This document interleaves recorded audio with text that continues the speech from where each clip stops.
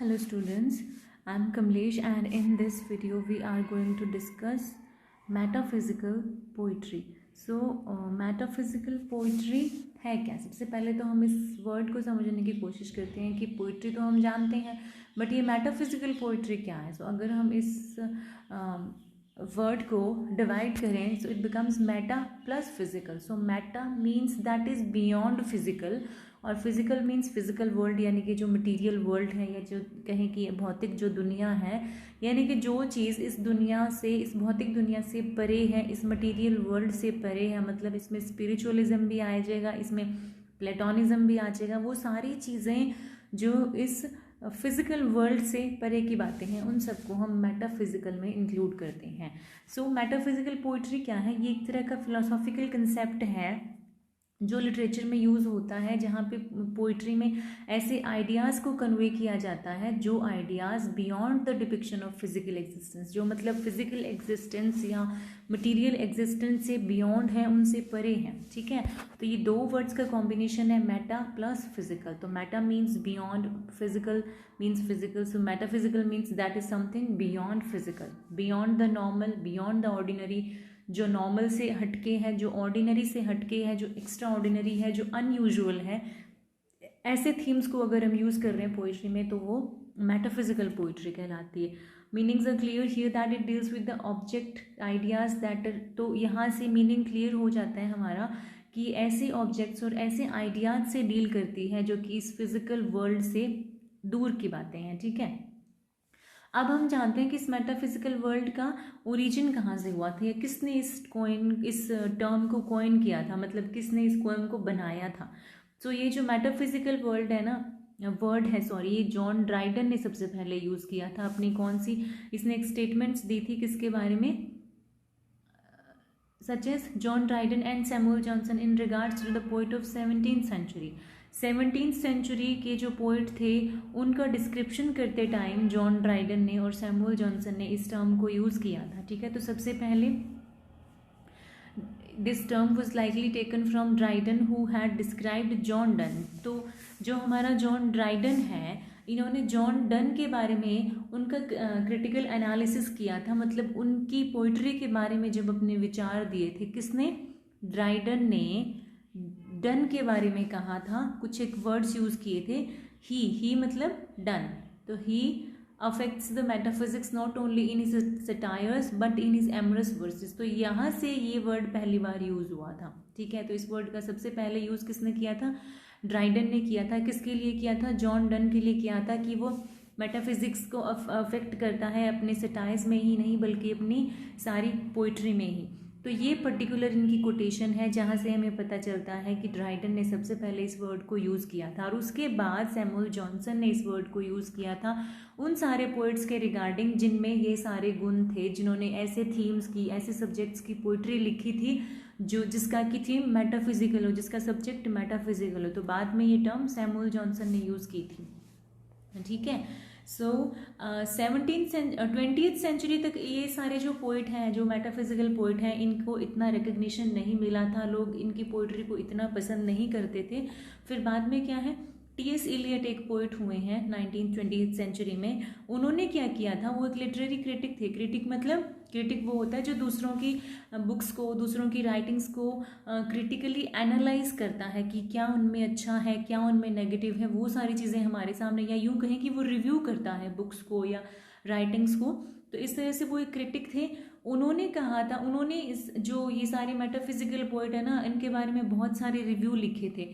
तो उसी रिव्यू की वजह से इनको दोबारा जो अपनी रेपुटेशन मिली, इन सारे राइटर्स को फिर से पढ़ा जाने लगा. कौन से राइटर्स को, मेटाफिजिकल राइटर्स को फिर से पढ़ा जाने लगा. ठीक है, तो मतलब टी.एस. इलियट को इनका क्रेडिट, इस बात का क्रेडिट जाता है कि लोग एक तरह से इनको भूल चुके थे मेटाफिजिकल पोइट्स को, लेकिन इन्होंने इन पे रिव्यू करके लोगों को बताया कि इनकी पोइट्री सच में अप्रिशिएबल है. और इस जो टी.एस. इलियट हैं बहुत सारी टेक्निक्स का इन्होंने यूज़ किया था, जो टेक्निक्स ये मेटाफिजिकल पोइट्स अपनी पोइट्री में करते थे. तो जॉन डन को और एंड्रयू मार्वल जैसे मेटाफिजिकल पोइट्स को फेमस करने में टी.एस. इलियट का बहुत बड़ा हाथ है, इनका बहुत बड़ा कंट्रीब्यूशन है, ये क्रेडिट इन्हीं को जाता है. ठीक है, सो अब ये जो मेटाफिजिकल पोइट्री है ये तो आ गया आपका मेटाफिजिक्स, यहाँ से ये वर्ड ओरिजिनेट किया था ड्राइडन ने, जॉन ड्राइडन ने। फिर सैमुअल जॉनसन क्या था, ये भी एक क्रिटिक था, बायोग्राफिकल क्रिटिक था। इसने बायोग्राफीज लिखी हैं, बहुत सारे राइटर्स की बायोग्राफीज लिखी हैं। तो एक बायोग्राफी थी इनकी, lives of the most eminent English poet. ये बायोग्राफी किसने लिखी थी, ये सैमुअल जॉनसन ने लिखी थी, और ये बायोग्राफी बहुत ज़्यादा फेमस हुई थी।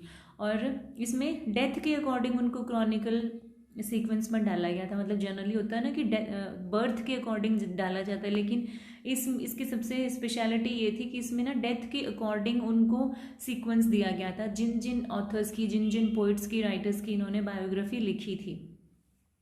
इन्होंने सबसे पहले ये मेटाफिजिकल पोइट्री वर्ड यूज़ किया था उन सारे राइटर्स के लिए, कौन से, to define a loose group of the poets of 17th century, जो जिनमें ये सारे गुण थे कि जिनमें मेटाफिजिकल, जो अभी हमने डिस्कस किए थे, कैसे इनके थीम होते हैं, जिन्होंने इस फिजिकल वर्ल्ड के बियॉन्ड की जो भी बातें लिखी थी। तो ऐसे थीम, ऐसे सब्जेक्ट्स या ऐसी क्वालिटीज़ जिनकी भी पोइट्री में थी, तो उन सब को इन्होंने मेटाफिजिकल पोइट बोला, और उनकी पोइट्री को मेटाफिजिकल पोइट्री बोला। देखिए, ये कोई फॉर्मल ग्रुप नहीं था, या ऐसा नहीं था कि ये लोग सॉरी इन्होंने कोई क्लब बना रखा था और ये अपनी पोइट्री लिखते थे, ऐसा नहीं है। इन क्रिटिक्स ने ही इनकी क्वालिटीज़ के बेस पे इनको ये टर्म दे दी कि ये सारे मेटाफिजिकल पोइट्स थे। नेक्स्ट है this groups most prominent poets कौन कौन से थे जो इनमें सबसे इंपॉर्टेंट थे। इनमें जॉन डन था, Andrew Marvell, Abraham Cowley, George Herbert, Henry Vaughan, Thomas Traherne, Richard Crashaw. तो ये सारे मेन मेटाफिजिकल हमारे पोइट्स थे जिनको हमने स्टडी करना है। तो इन्होंने सबने क्या किया था, अपनी अपनी राइटिंग्स में बहुत सारे विट को, बहुत सारी कंसीट को, कंसीट होता है जब हम अनयूजुअल से कंपैरिजन करते हैं, जब मेटाफर समझते हो ना, अलंकार जैसे होते हैं कि किसी की तुलना, जैसे तुम चांद जैसी हो या तुम्हारा चेहरा चांदनी जैसा था, इसमें क्या है, इसमें कंपेयर करा जा रहा है ना, तो ये मेटाफर हो गया एक तरह से। तो जब ये सारे जो कंपैरिजन के लिए जिन ऑब्जेक्ट्स के साथ हम कंपेयर करते हैं वो बहुत ही अनयूजुअल होते हैं या अलग से होते हैं ना, तब उसको कंसीट बोला जाता है। तो इन लोगों की पोइट्री में विट, मतलब हमें दिमाग का इस्तेमाल करना पड़ता है उसको समझने के लिए कि ये जो पर्टिकुलर कंसीट है, ये जो पर्टिकुलर कंपैरिजन है, ये कैसे एप्लीकेबल है उस पर्टिकुलर सिचुएशन में, ठीक है। तो इनकी पोइट्री की ये सबसे बड़ी खास बात यही है कि इसमें विट और कंसीट बहुत ज़्यादा है। ये किस तरह के क्वेश्चन पूछते हैं कि क्या हमारा ये दुनिया असली है या ये किसी की कोई प्रोजेक्शन है, मरने के बाद आदमी कहाँ जाता है, आफ्टर लाइफ में क्या होता है, क्या हम टाइम ट्रैवल कर सकते हैं, क्या भगवान कहीं पे है, किसी ने उसको देखा है, क्या हम सिर्फ अपने बॉडी तक ही सीमित हैं या इससे बाहर भी हम कुछ हैं, मतलब असल में मैं क्या हूँ, कौन हूँ, क्यों मैं धरती पे हूँ। तो इस तरह के जो भी क्वेश्चंस थे ना, ये फिलोसॉफिकल जो कंसेप्ट होते हैं हमारे एग्जिस्टेंस को लेके, या हमारे हम क्यों हैं और हमारा होने का मकसद क्या है, तो ये सारी चीज़ें जब हमारे दिमाग में पॉपअप करती हैं तो ऐसे थीम्स को, ऐसी बातों को हम बहुत ही डीप कंसीडर करते हैं, और ये चीज़ें हमारे जो फिजिकल वर्ल्ड से ऊपर की बातें होती हैं, ठीक है ना, क्या किस्मत है, क्या वो असल में है या नहीं है। तो ये सारे क्वेश्चंस का जवाब देने की कोशिश की थी हमारे मेटाफिजिकल पोइट्स ने।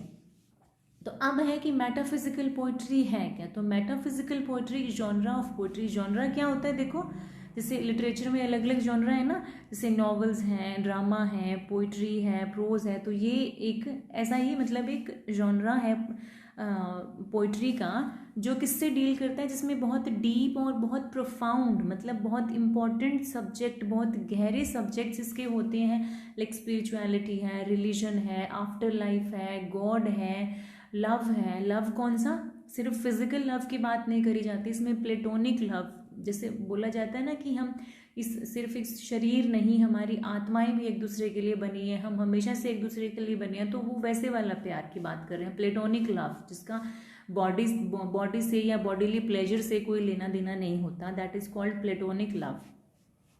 तो ये अपने आप में हाईली मतलब इंटेलेक्चुअल है, मतलब बहुत ब्रेन का यूज़ करके हमें इसको समझना पड़ता है, ऐसी फॉर्म है ये पोइट्री को, और हमारे सामने बहुत अलग अलग तरीके से ये वर्ल्ड को प्रेजेंट करती है, ये ऐसे ऐसी क्वेश्चन पूछती है, ये जो मेटाफिजिकल पोइट्री है, कि साइंस के पास भी इसका जवाब नहीं होता। सपोज अगर कोई पूछे कि मरने के बाद क्या होता है, तो आज तक शायद किसी इंसान ने वापस आके ये नहीं बताया कि मेरे साथ क्या हुआ था, तो साइंस के पास भी इसका जवाब नहीं है, क्योंकि साइंस सिर्फ फिजिकल वर्ल्ड तक लिमिट है, जो दिखता है, जो हमें जो कंक्रीट फॉर्म में है साइंस उसी का जवाब दे सकती है। एब्स्ट्रैक्ट आइडियाज़ के बारे में, एब्स्ट्रैक्ट फिलॉसफी के बारे में साइंस के पास भी कोई जवाब नहीं है। तो ये ऐसे क्वेश्चंस हैं मेटाफिजिकल पोइट्री में जिनका आंसर साइंस भी नहीं दे सकती।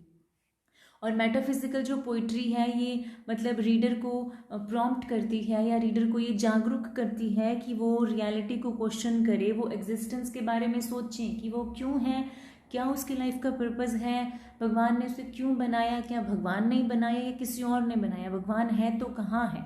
तो ये सारी चीज़ों के बारे में जब हम सोचते हैं तो इसे डीप थिंकिंग कहा जाता है। ये एक तरह से जो रीडर है उसको फिजिकल वर्ल्ड से दूर ले जाती है और नए नए पर्सपेक्टिव से, नए नए नज़रिए से चीज़ों को देखना समझना सिखाती है। इमेजरी के ज़रिए, विट के ज़रिए और पैराडॉक्स के ज़रिए। इमेजरी होता है, इमेजिज्म होता है। जैसे आपको कोई स्टोरी सुनाई जाए, जैसे अगर मैं आपको कहूँ कि once there was a crow, he was very thirsty and he was looking for water here and there, he was going from one place to another place. तो आपके दिमाग में इसकी एज इट इज पिक्चर बन रही है, आपको वो क्रो दिख रहा है उड़ता हुआ, फ्लाई करता हुआ। सो दिस इज कॉल्ड इमेजिज्म, कि जब आप जो रीड कर रहे हो या जो आपको सुनाया जा रहा है आप उसको इमेज फॉर्म में क्रिएट कर पा रहे हो। So this is called imagery. और विट होता है, again wit is related to brain, जो आपके दिमाग से जो चीज़ जुड़ी होती है, जो आपकी इंटेलिजेंस से कंसर्न होती है, दैट इज कॉल्ड विट। और पैराडॉक्स होता है जब एक ही जगह पे आपको दो कॉन्ट्रास्टिंग आइडियाज दिए गए हों। जैसे अगर मैं कहूँ कि लाइट डार्कनेस, ठीक है, तो अब जहाँ पे लाइट है वहाँ पे डार्क कैसे हो सकता है, और जहाँ पे डार्क है वहाँ पे लाइट कैसे हो सकता है। तो ये अपने आप में ऑपोजिट आइडियाज़ हो गए, कॉन्ट्रास्टिंग आइडियाज़ हो गए, तो ये पैराडॉक्स कहलाता है। तो ऐसे चीज़ें, ऐसी थीम, ऐसे फिगर ऑफ स्पीच इनकी जो पोइट्री है इन चीज़ों से फुल है, मतलब भरी पड़ी है, कूट कूट के भरी हुई है मेटाफिजिकल पोइट्री। ये इसकी डिक्शनरी के अकॉर्डिंग इसका डेफिनेशन है एज इट इज़। अगर आप इसे करें, जितनी ज़्यादा कोटेशंस आप अपने क्वेश्चन में ऐड करते हैं उतना ही आपका क्वेश्चन जो है वो वेटी बनता है, लगता है एग्जामिनर को कि आपको सच में नॉलेज है इन चीज़ों का, ठीक है।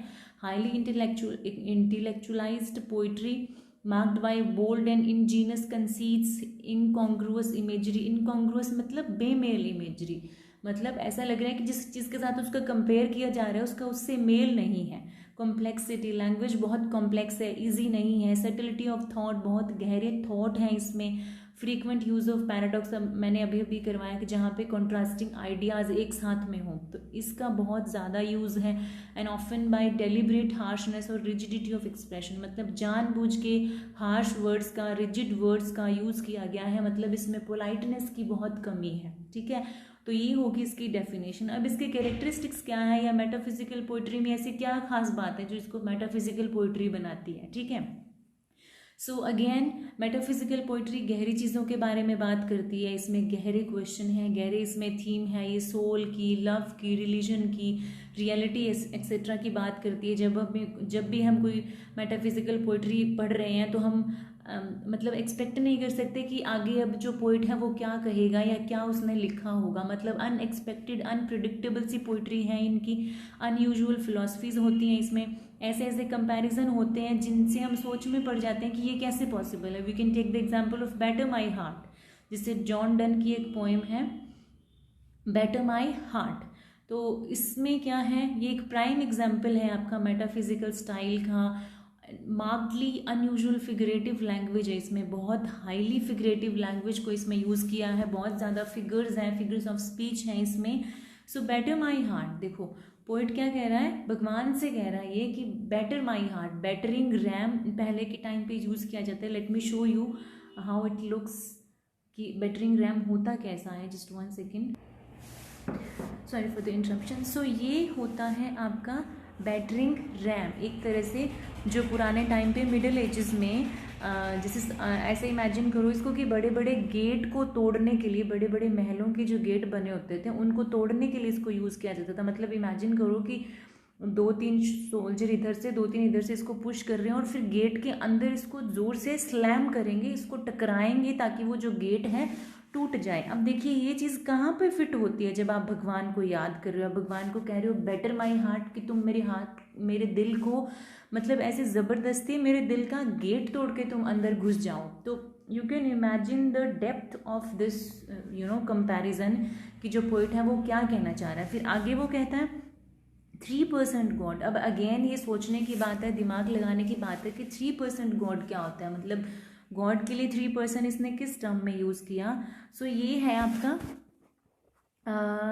Christ the son, Holy Spirit and God the father, इसलिए इसको 3% बोला है, Christ the son, Holy Spirit और गॉड द फादर। अब इसको भी लोग अपने अपने पर्सपेक्टिव से देख रहे हैं। कुछ क्रिटिक्स ने इसमें ये भी कहा है कि इसमें भगवान को होली घोस्ट माना है, ठीक है। 3% में एक जो टर्म है वो होली घोस्ट के लिए यूज़ हुई है, तो ये अपना अपना सबका ओपिनियन हो जाता है इसको समझने का, ठीक है। तो भगवान को कह रहे हैं कि तुम ऐसे मेरे जो दिल का दरवाज़ा है उसको ज़बरदस्ती से तोड़ के तुम अंदर आ जाओ, क्योंकि तुमने आराम से नॉक करके बहुत देख लिया, ब्रीथ करके, शाइन करके मुझे मेंड करने की, मुझे सुधारने की कोशिश की, बट वैसे से काम नहीं चला, तो अब तुम ज़बरदस्ती मेरे दिल का गेट तोड़ के अंदर आ जाओ, that I may rise and stand, overthrow me and bend your force to break blow burn. अब देखो ये जो ब्रेक ब्लो बर्न है, ब ब ब, ये रेपिटेशन है, ये पहले भी मैंने आपको मिडिल एजेस में करवाया है। ये आपका एलिट्रेटिव वर्ड्स कहलाता है, जिसे आप हिंदी में अनुप्रास अलंकार बोलते हैं ना, ये होता है वो इंग्लिश में आपका एलिट्रेटिव वर्ड्स। तो ये फिगर्स ऑफ स्पीच इन्होंने बहुत ज़्यादा यूज़ किए हैं। तो ये है आपकी मेटाफिजिकल पोइट्री, ठीक है। नेक्स्ट है पॉइंट, अगेन वो यही कह रहा है कि भगवान है कि तुम आराम से मतलब नॉक करके मुझे सुधारने की तुमने कोशिश कर ली, बट मैंने तुम्हारी बात नहीं मानी, तो अब तुम ज़बरदस्ती मुझे सुधारो। इसलिए वो भगवान को रेकमेंड करता है कि अब तुम मेरे जो दिल पे अटैक कर दो, attack his heart, the term batter suggesting repeated blows, मतलब बार बार जब ब्लो किया जाता है, पुश किया जाता है, स्लैम किया जाता है, तब उसको बेटर वर्ड हम यूज़ करते हैं, ठीक है।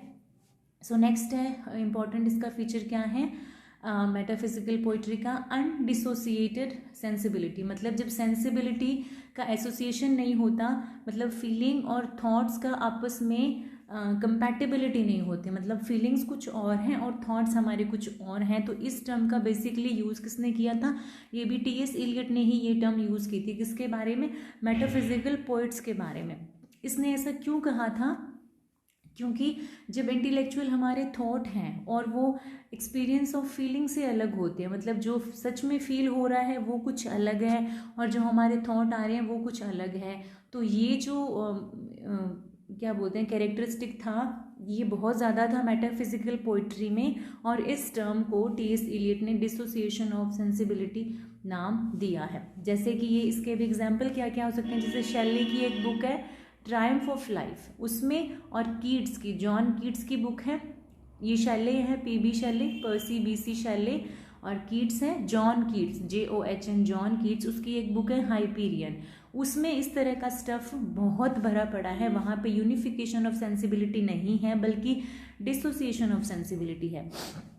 हालांकि ये बहुत सीरियस, अब इसका मतलब क्या है कि हमारे जो फीलिंग है और थॉट है वो मैच नहीं करते, कंपैटिबल नहीं होते। इसका मतलब ये है, सिंपल अगर वर्ड्स में हम कहें, कि कई बार वो सीरियस स्टफ के बारे में बात करते हैं लेकिन बहुत ही फनी वे में कर देते हैं, और कई बार बहुत ही फनी सा, बहुत ही टाइनी सा, बहुत अनइम्पॉर्टेंट सा टॉपिक होता है और उसके बारे में वो लोग बहुत ज़्यादा सीरियस हो जाते हैं। इसका बेसिक मतलब ये है कि सीरियस स्टफ को ह्यूमरस वे में प्रेजेंट करते हैं और ह्यूमरस स्टफ को वो सीरियस स्टफ में, ह्यूमरस स्टफ को सीरियस वे में वो लोग प्रेजेंट करते हैं। सो this is basically called the dissociation of sensibility. तो ये भी इनका एक बहुत मेन कैरेक्टरिस्टिक था।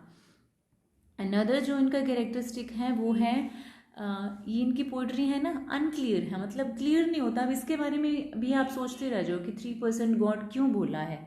जो हमारा पोइट है जॉन डन है, उसने भगवान को 3% गॉड क्यों बोला, तो इसमें भी फिर अपना अपना सबका ओपिनियन हो जाएगा। तो अनक्लियर है, अगर सिर्फ गॉड होता या इस चीज़ को एक्सप्लेन किया हुआ होता, इतना वेग तरीके से ना लिखा होता, तो शायद हम बेटर समझ पाते, ठीक है। इसीलिए क्योंकि इसमें बहुत कॉम्प्लिकेटेड थीम है, उलझे हुए थीम है, कॉम्प्लेक्स है इनकी पोइट्री, तो और इनका कोई आइडिया डेफिनेट नहीं होता, ठीक है, इनडेफिनेट आइडियाज़ होते हैं, इनडेफिनेट पर्सपेक्टिव्स हो सकते हैं इनके पोइट्री को समझने में। सब लोग अपने अपने हिसाब से इसको एक्सप्लेन करने की कोशिश करते हैं, ठीक है। तो ये हर इंसान के लिए डिफरेंट है, जैसे मैं कुछ और सोचूंगी, आप कुछ और सोचोगे कि 3% गॉड में क्या क्या पॉसिबिलिटीज़ हैं। इस तरह से ये हर इंसान के पर्सपेक्टिव पे डिपेंड करती है। It depends on the perception and experience of the reader. ये रीडर के अपने एक्सपीरियंसेस पे, अपने परसेप्शन पे, जो भगवान को डरता है, भगवान से डरता है, डर के मारे उसको मानता है, तो कहेगा कि इसमें होली घोस्ट भी हो सकता है, ठीक है, डराने वाला भगवान को बताया है उसने, ठीक है। तो ये सबके अपने अपने पर्सपेक्टिव पे डिपेंड करेगा। हर इंसान हर एक पोएम में से, हर एक पोइट्री में से अपने हिसाब से मीनिंग निकालेगा और अपने हिसाब से उसको अंडरस्टैंड करने की कोशिश करेगा। तो ये इसका एक कैरेक्टरिस्टिक हो गया कि ये अनक्लियर है, वेग है, ठीक है। नेक्स्ट है, ये बहुत ही शॉर्ट होती है, मतलब बहुत कम शब्दों में बहुत कुछ बोल दिया जाता है मेटाफिजिकल पोइट्री में। इसमें बहुत कम शब्द होते हैं लेकिन आइडियाज़ बहुत ज़्यादा कन्वे करे जाते हैं, ठीक है। मैक्सिम्स मतलब कहावत यूज़ करी जाती है, जैसे कि जॉन डन ने करी है गुड मॉरो में, और snorted we in the 7 sleepers den. तो ये 7 स्लीपर डेन क्या है, ये एक मैक्सिम है। तो ऐसी मैक्सिम्स का, प्रोवर्ब्स का, इडियम्स का, मतलब कहावतों का इन्होंने बहुत ज़्यादा एक्सेस में यूज़ किया है। जैसे कम शब्दों में ज़्यादा कहना, इसके लिए आप एग्जाम्पल ले सकते हो जॉन डन की द फ्ली का। अब इसमें बेसिकली क्या है, एक नरेटर है, सपोज वो लवर है और उसकी बिलव्ड है, ठीक है। अब वो अपने बिलव्ड को कन्विंस करना चाहता है फिजिकल रिलेशनशिप बनवाने के लिए, सेक्सुअल प्लेजर के लिए, बट जो उसकी बिलव्ड है वो उसको मना कर देती है, ठीक है। तो वो उसको कन्विंस करने के लिए जैसे क्या कह रहा है, फ्ली एक तरह का इंसेक्ट ही होता है, आप समझ लीजिए कोई मस्कीटो या मच्छर आप कह लीजिए, ठीक है। तो वो जो मच्छर है ना, उसने उस लवर को भी काट लिया, बिलव्ड को भी काट लिया।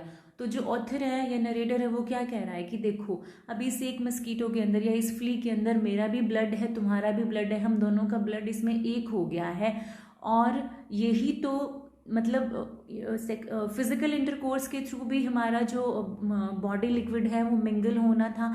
लेकिन इस मस्कीटो ने, इस फ्ली ने भी वो काम कर दिया जो तुम करने के लिए मना कर रही हो, ठीक है। तो ये तरीका है उसको कन्विंस करने का। Mark but this flea and mark in this how little that which thou denies me is. अब तुम सोचो कि जो चीज़ तुम करने से मना कर रही हो वो कितनी छोटी सी है, कि वो काम तो इस छोटे से फ्ली ने भी कर दिया, मच्छर ने भी कर दिया, कि हमारे बॉडी फ्लूइड को उसने अपनी बॉडी में मिंगल कर दिया, ठीक है। It sucked me first and now sucks thee and in this flea are 2 bloods mingled be. इसने पहले मुझे काटा, मेरा खून चूसा, फिर तुम्हारा खून चूसा, मतलब हमारा बॉडी फ्लूइड या हमारा ब्लड इसके अंदर इकट्ठा हो गया, और यही हमने फिजिकल इंटरकोर्स से करना था, तो तुम क्यों मना कर रही हो, ठीक है। तो अब देखिए मतलब कहाँ प्यार की बात और कहाँ एक मच्छर का खून चूसना, ठीक है। तो ऐसे ऐसे अनयूजुअल से कंपैरिजन हुए हैं इनकी पोइट्री में, इसीलिए इनको फुल ऑफ कंसीट और फुल ऑफ अनयूजुअल अबनॉर्मल से कंपैरिजन से फुल माना जाता है इस पोइट्री को, ठीक है।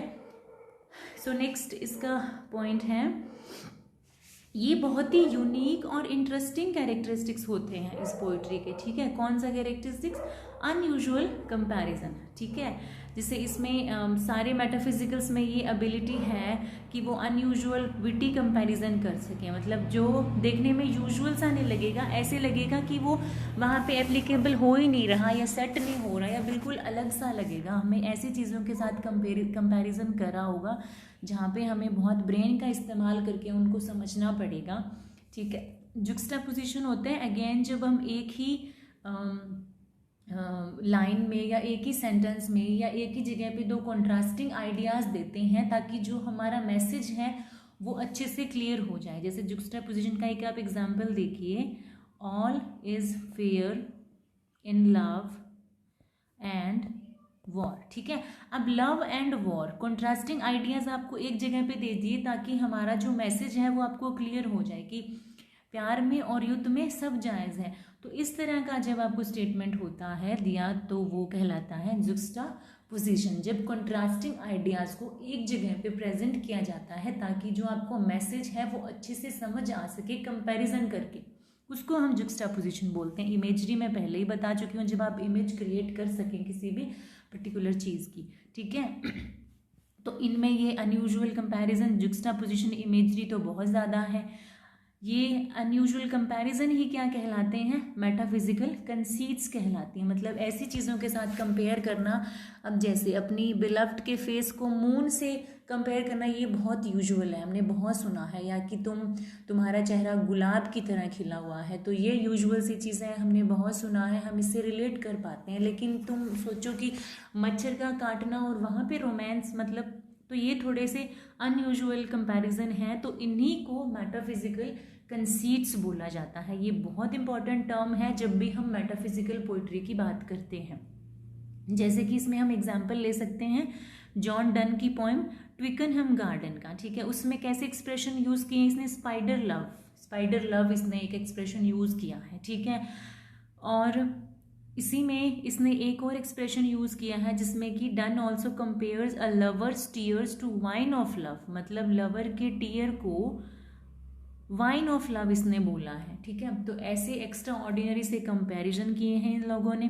That is unusual use of juxtaposition. Conceit compares very dissimilar thing, मतलब कंसीट में ऐसी चीज़ों के साथ सिमिलैरिटी दिखाई जाती है जो लगता है कि वो सिमिलर हो ही नहीं सकती। डिसिमिलर चीज़ों में जब हम सिमिलैरिटी दिखाते हैं तो दैट इज कॉल्ड कंसीट, ठीक है। जैसे कि ब्राइट स्मोक, अब स्मोक कैसे ब्राइट हो सकता है, स्मोक है तो वो ऑलरेडी डार्क है, तो यही हमारी कंसीट कहलाती है जब हम डिसिमिलर थिंग्स को सिमिलर बताते हैं। जैसे अब लवर्स को 2 पॉइंट्स ऑफ कंपस कहना, कंपस होती है ना जो आपके मैथमेटिक्स में एक इंस्ट्रूमेंट होता है जिसे आप हिंदी में प्रकार भी बोलते हैं, जिसे हम एंगल ड्रॉ करने के लिए यूज़ करते थे, ठीक है। तो वो कंपस कहलाती है आपकी।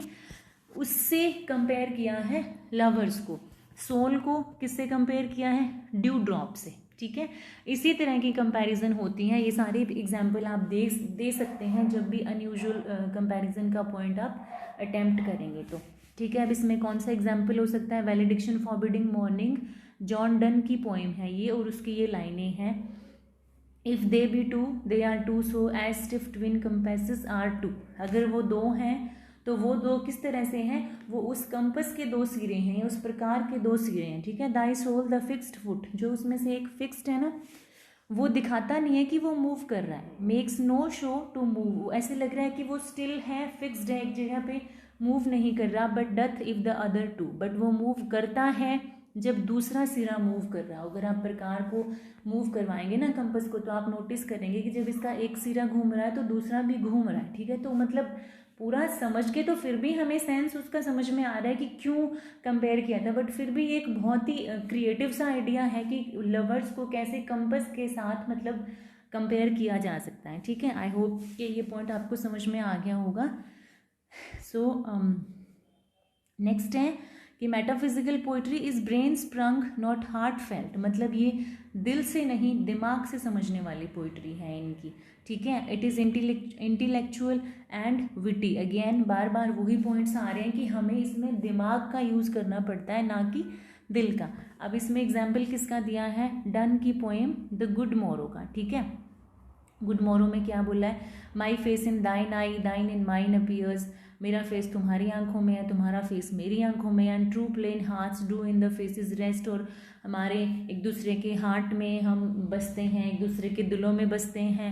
Where can we find two better hemispheres without sharp north without declining west. अब देखो हेमिस्फीयर्स अर्थ के जैसे हिस्से बनाते हैं ना हम, नॉर्थ हेमिस्फीयर साउथ है, ईस्ट हेमिस्फीयर वेस्ट हेमिस्फीयर। अब उसमें भी किसी में ज़्यादा क्वालिटी है, किसी में कम क्वालिटी है, इस हिसाब से उनको कैटेगराइज किया गया है, मतलब किसी को अच्छा माना है, किसी को कम अच्छा माना है।